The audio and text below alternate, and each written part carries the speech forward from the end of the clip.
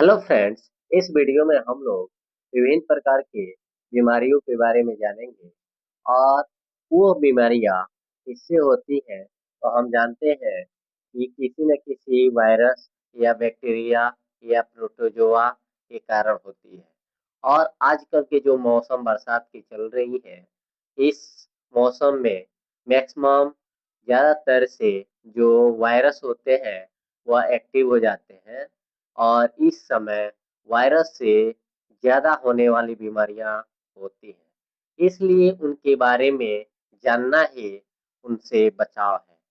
तो आइए इस वीडियो में हम लोग वायरस से होने वाले बीमारियों के बारे में जानेंगे। तो वायरस से कौन-कौन सी बीमारियां होती हैं? तो फर्स्ट है एड्स। एड्स के बारे में हम सबने सुना है कि एड्स जो होता है वह किससे होता है? तो एड्स वायरस से होता है। और कौन सी वायरस से ये एड्स होता है? वह है ह्यूमन इम्यूनो डिफिशियंसी वायरस, जिसको हम शॉर्ट में एचआईवी भी जानते हैं। ठीक है? यानी एचआईवी वायरस की वजह से एड्स जो रोग होता है वह होता है। सेकंड है छोटी माता, यानी चिकन पॉक्स जिसको हम कहते हैं। ये बेरीसेला नामक वायरस के कारण ये चिकन पॉक्स हो जाता है और ये भी वायरस से होने वाला एक बीमारी है। नेक्स्ट है पोलियो।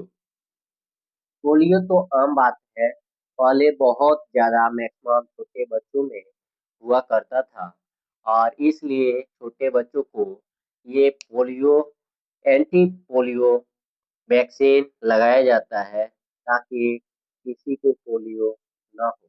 तो ये पोलियो नामक जो बीमारी है, ये पोलियो वायरस से होता है और ये वायरस जनित रोग के नाम से भी जाना जाता है।